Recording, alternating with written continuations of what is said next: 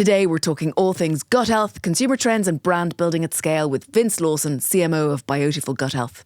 If you've been following Biotiful for a while, you'll know that it started out as Biotiful Kefir, but in recent years they've rebranded and expanded their focus to become the go-to brand for natural gut health. And that growth has been phenomenal. Vince has played a huge role in driving that expansion in the last 2 years, overseeing marketing, product and innovation strategy. In this conversation, we'll explore what that actually means in a business doing nearly 90 million in retail sales value and how Biotiful is staying ahead of the curve in gut health and protein trends.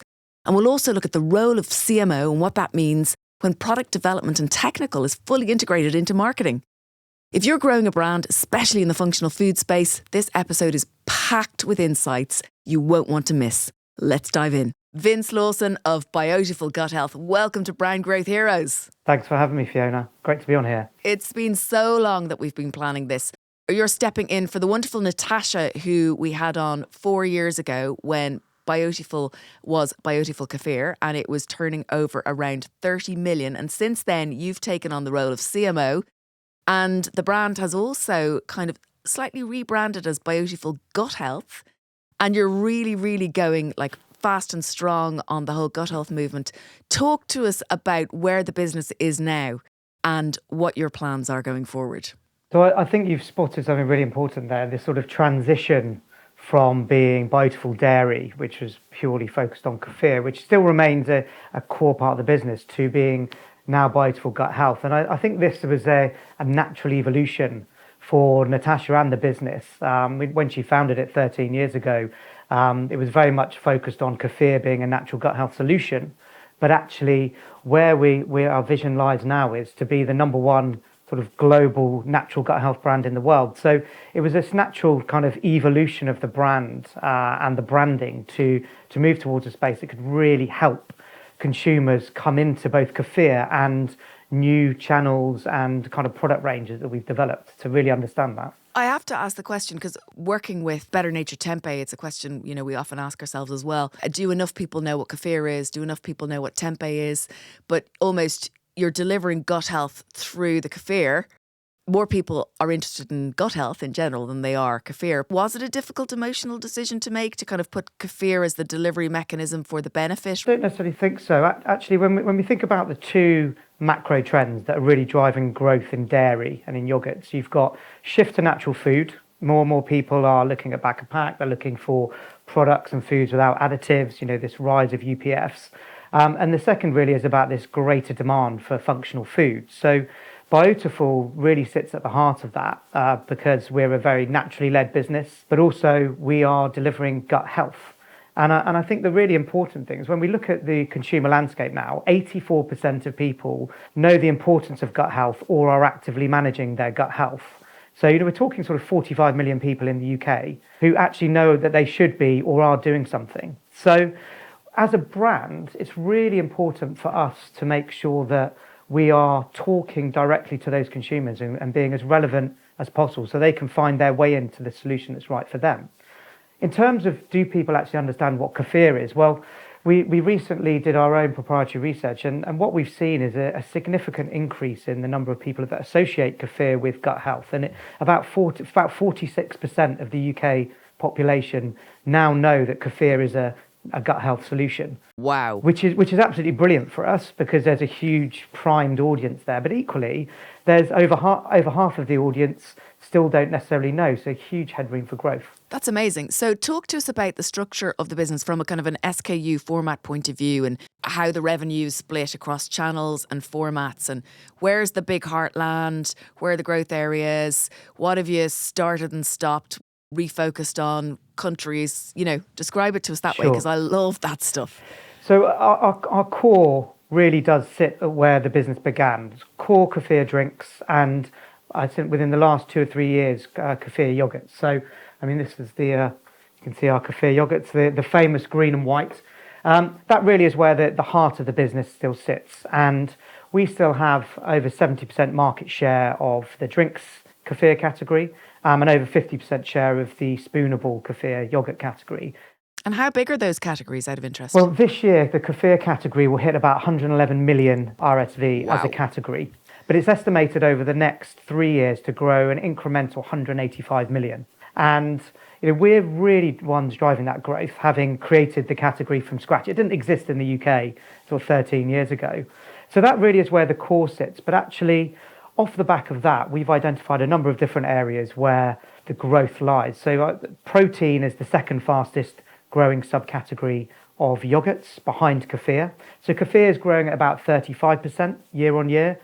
Protein's about 30% year on year versus something like natural, which is in single digits. So protein is another really important area for us because the way in which we approach our products is all about delivering natural solutions. So we have been working on products for the last few years, our kefir protein, which not only delivers the most natural, highest form of protein that you can get in the form of casein, but also overlays our expertise in gut health with the live bacteria and the culture communities. So going back to the trends I talked about, natural and functional, we're really excited to where we'll continue to grow our core yogurts and drinks, but actually the kefir protein and the natural clean protein that we're playing in will continue to see that growth too.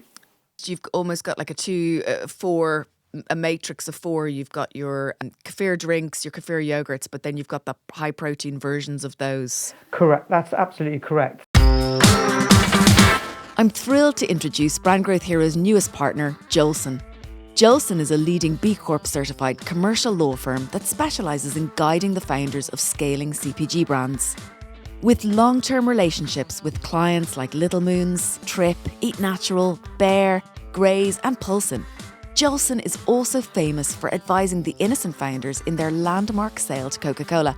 And believe it or not, they still work with the Innocent founders at Jam Jar Investments today. I'm especially impressed by how Jolson sets founders up for long-term success and by their commitment to championing female founders. Recently, I asked one of Jolson's managing partners, Paul Chappie, a tough but crucial question. Should co-founders discuss, right from the start, what happens if one of them wants to leave the business? Absolutely. I mean, with any joint venture, that's what a sort of co-founder relationship is.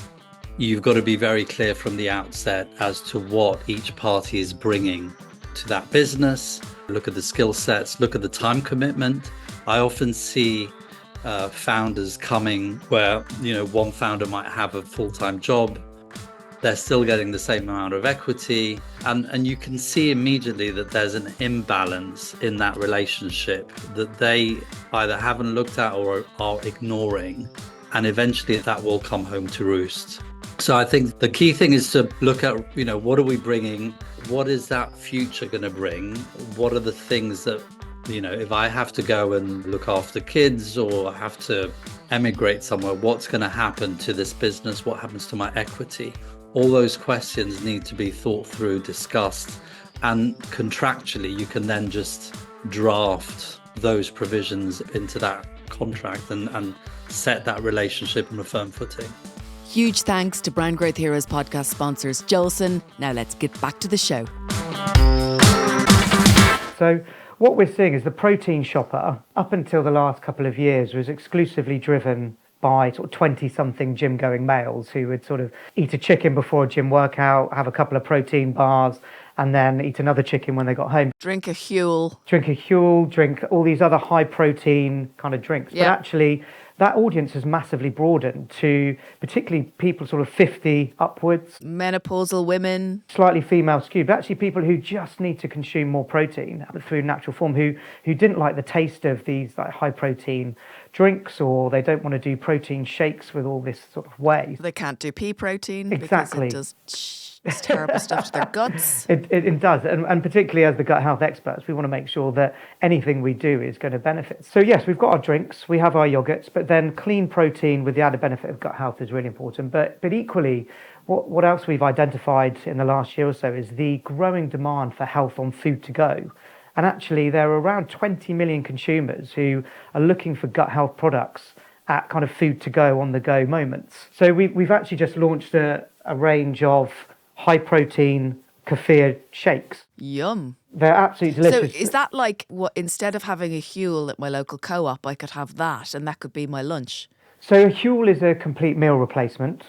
Right. But this is 20 grams of natural protein in a drinkable format. So if you're thinking about every day, you should consume approximately zero 0.9 grams of protein per your body weight. So if I'm 75 kilogram male, about 69 grams of protein I need My to consume God, a I day. don't get that. I And don't do actually, that as at a all. nation, we are massively under consuming the amount of protein that we need.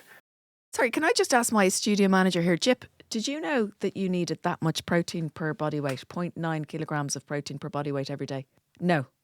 That's Yeah, mental. I mean, I had no idea yeah. that I needed that much. Some days I go having no protein at all. Well, it's such an important part, particularly with an aging population as well. And I class myself as an aging population, 40s upwards, when we need to make sure we've got strong bones, we continue to have Yeah.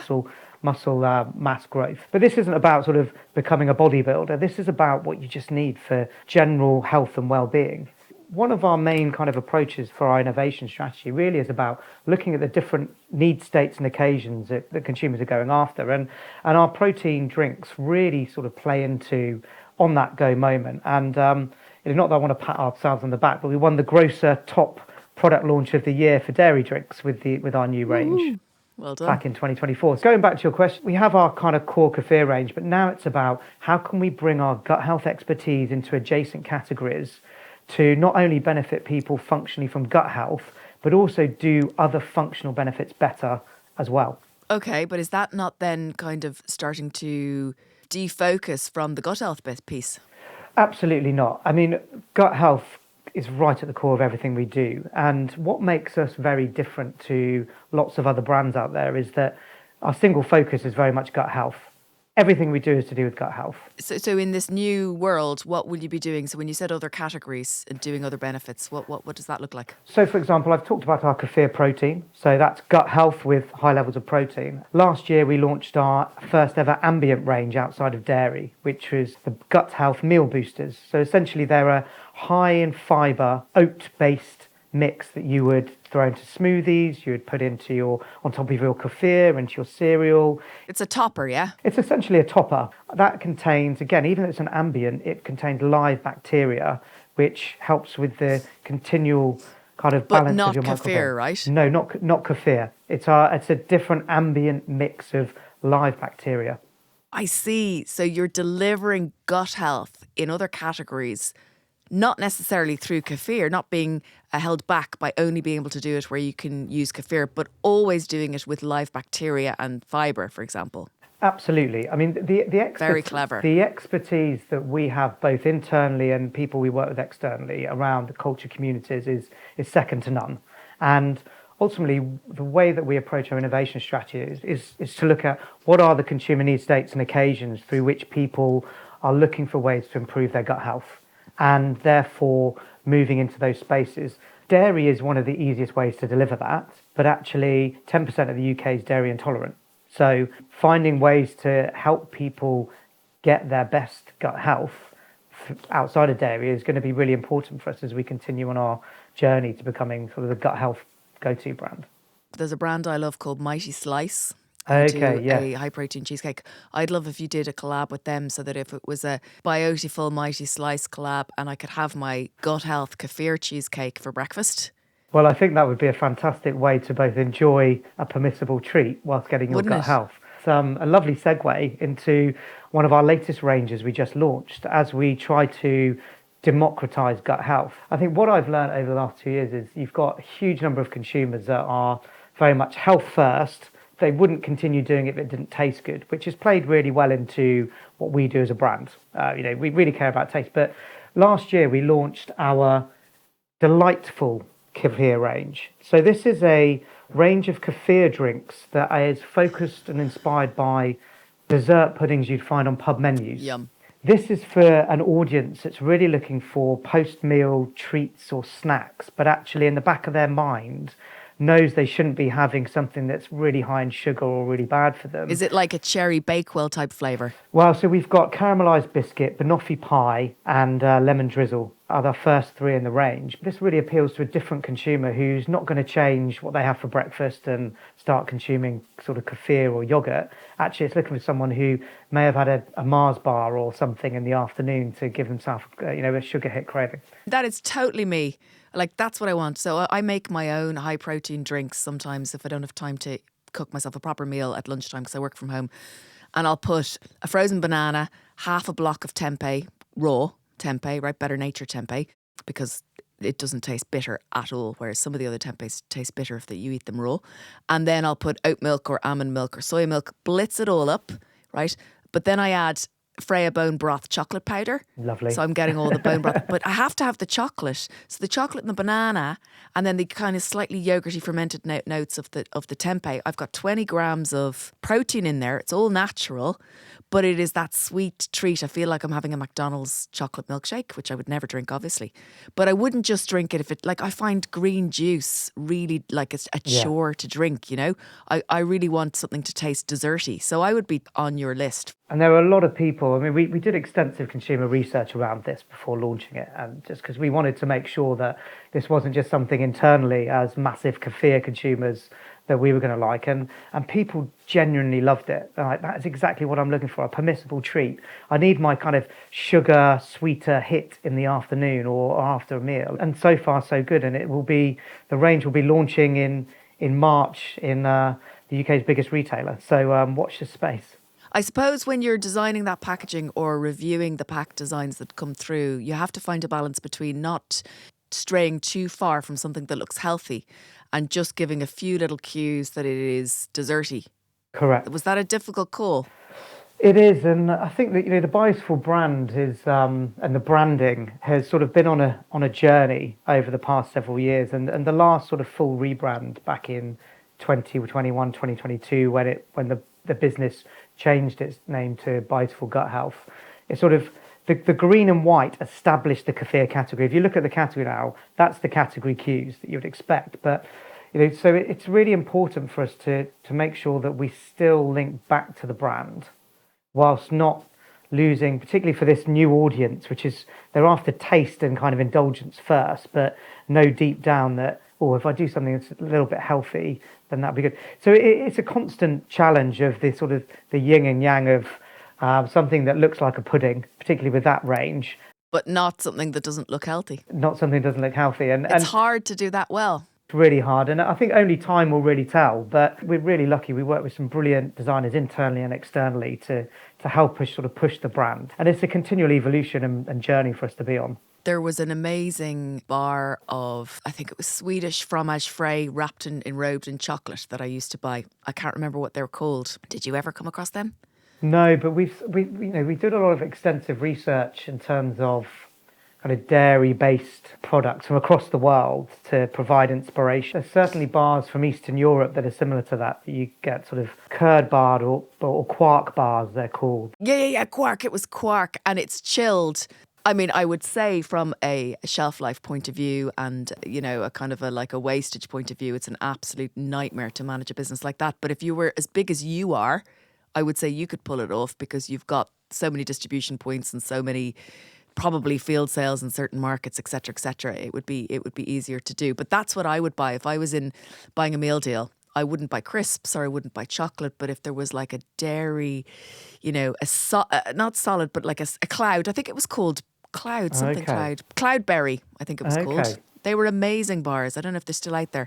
I've not seen them in the UK market, but something like that is a brilliant example of delivering high protein, but in a very natural format. So I don't know if we already said, but you told me earlier when we were on our prep call that the business is at RSV, so retail sales value, somewhere between 80 and 90 million now, selling 80 or 90 million quid's worth of product out there each year, which is just incredible. How does that split across channel? I assume most of it's retail grocery, and how does it split across yogurt and drinks?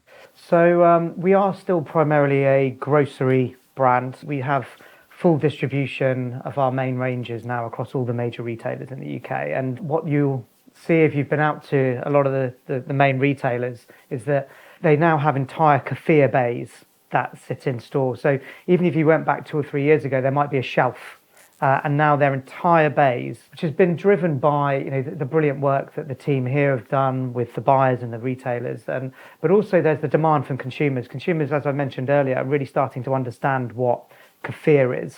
But typically, drinks still are the biggest portion, followed by spoonable kefir yogurt, and I guess when we look at the benefits, yes, gut health is core, but the beauty of our products and kefir products, again, is they're high in protein, and they also have a naturally occurring vitamin B12, which is really good for immunity. And whilst maybe immunity isn't at the top of people's kind of purchase motivations anymore, as maybe it was back coming out of COVID, it's still really important. So kefir as a category and Biotiful as a brand, it finds itself in this really unique position and perfect place now to just drive that growth and make sure, whether it is core kefir or whether it's starting to, when I say starting to, we're very much playing in the gut health and protein space with our kefir protein. And I think the ambition is very much seeing clean protein and us being a key driver in that with some other key brands in the space over the coming years. How do you deal with, you've got new brands coming into the space and you also have a lot of private label, so that's going to be putting pressure on any business. So how do you deal with that?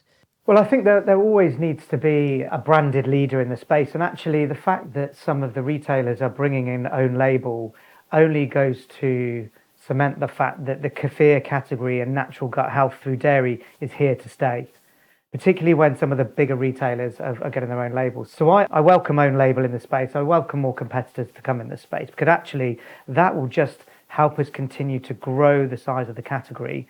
And as the people who created it, we're very confident that we will continue to lead. When we look at the innovation in the space, it's very much led by us, whether that be through kind of core drinks, whether it be the kefir protein drinks that I talked about earlier, whether it be things like our overnight oats kefir that we just launched. Oh, wow. I haven't seen those. High in fibre, available at Sainsbury's and Morrison's. High in fibre, gut health kefir overnight oats, mixed berry and spiced fruit.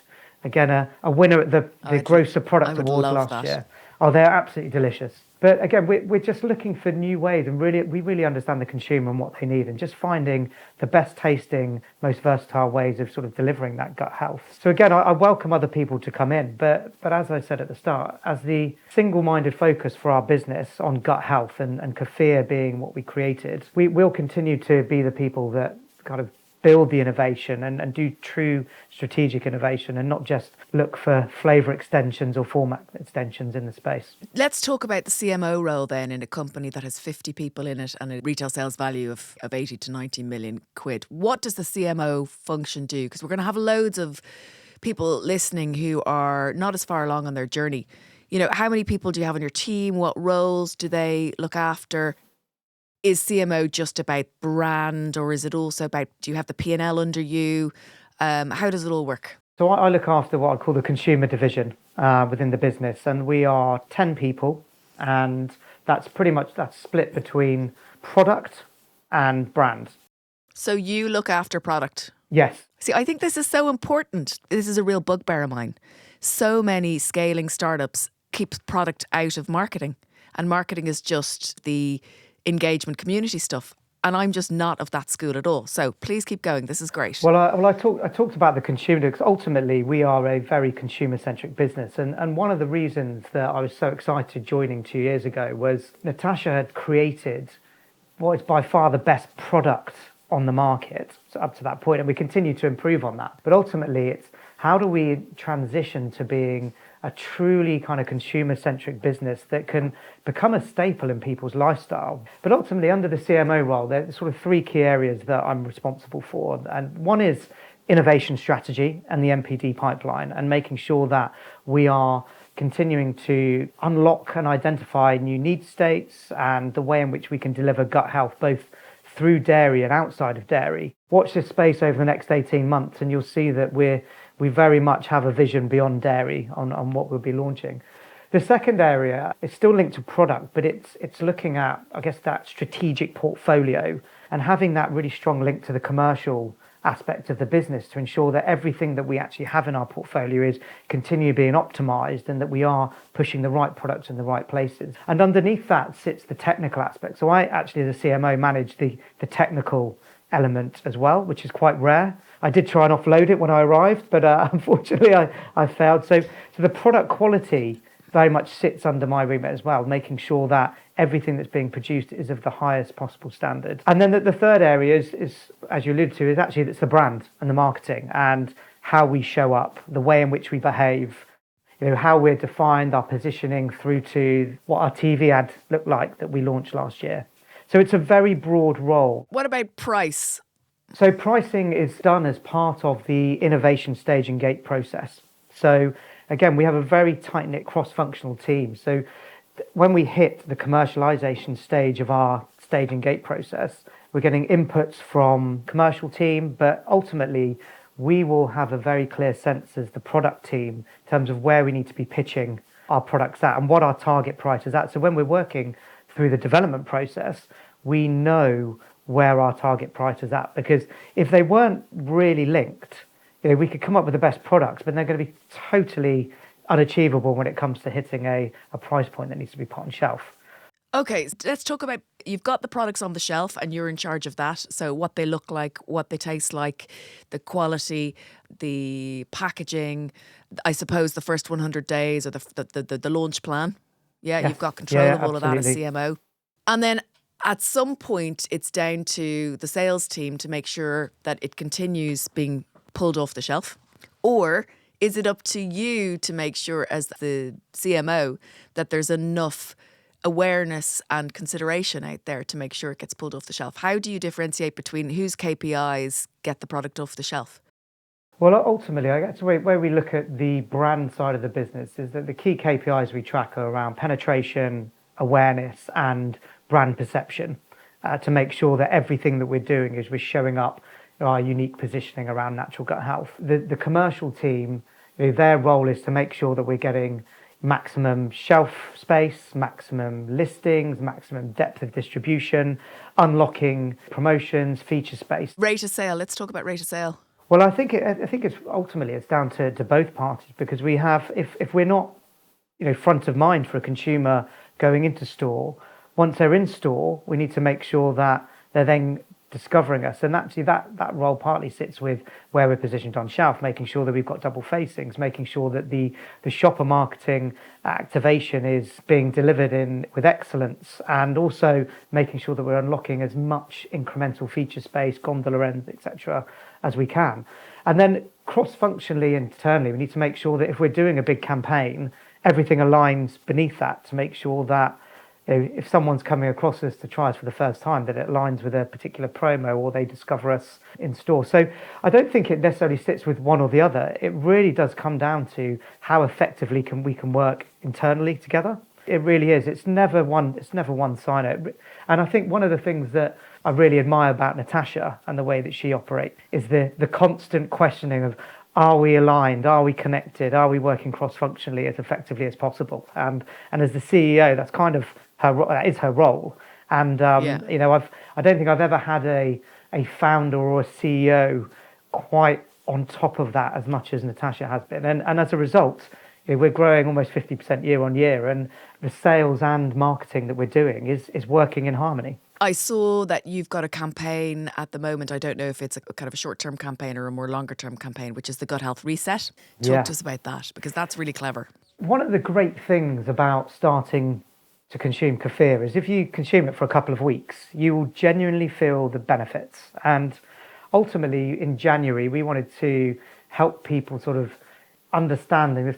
Actually, it's time to do something. I mean, January is the perfect time, recruitment moment within sort of health and wellness, but just trying to simplify it by saying, it's reset your gut health, try this for a couple of weeks, and you'll naturally feel the difference. Now, what we've underpinned that with, which really excites me, is over the past year, we've had lots of different real people from different backgrounds, different ages, different reasons why they want to improve their gut health. Everything from they suffer from IBS or Crohn's, to they're elite sports people, to they've got mental health problems, to sleep issues.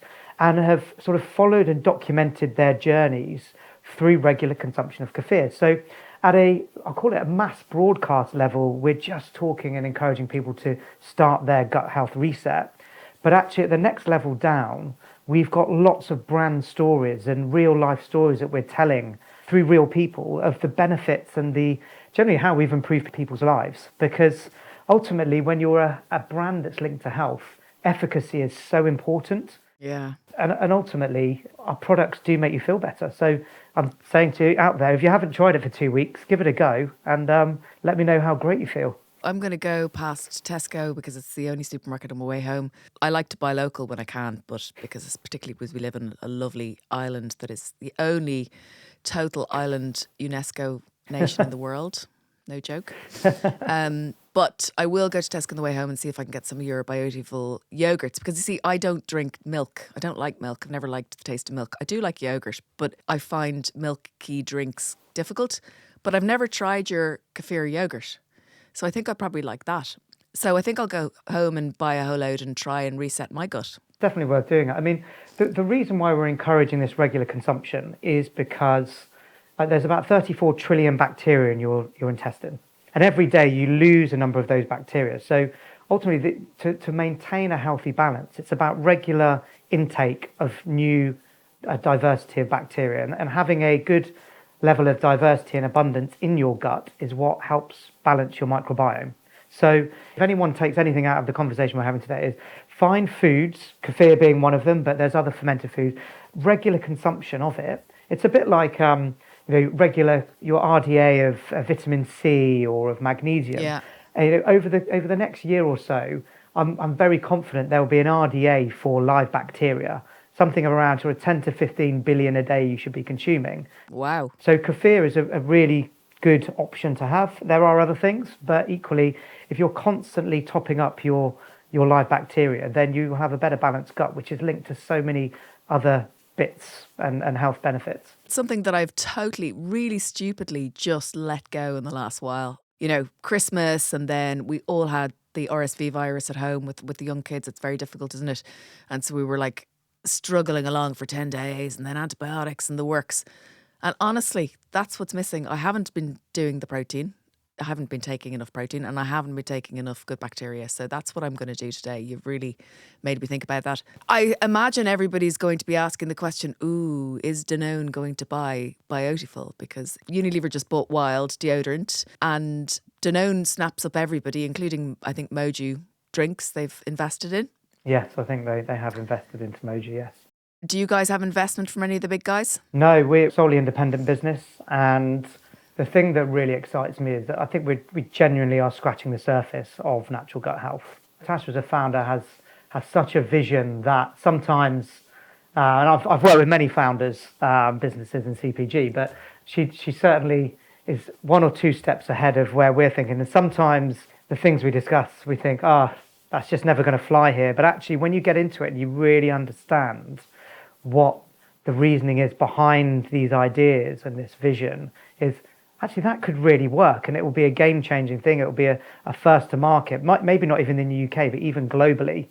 And then the challenge often for us is to how do we take this seed of an idea and turn it into a product, both in the way it's positioned, the way we talk about it, but the actual physical production that may never have been done before. But that's what makes it really exciting. So we've got big plans for the next 1, 2, 3 years. We've got what I would say is one of the strongest teams I've ever had, both within my division, but also across the entire business. A huge amount of talent. And the great thing that everyone comes to work every day because they truly believe in this purpose that we've got of making natural gut health accessible to all. So it's a really good reason to get up every day and come in and be challenged and look for new ways of delivering like great tasting products that are going to deliver health benefits.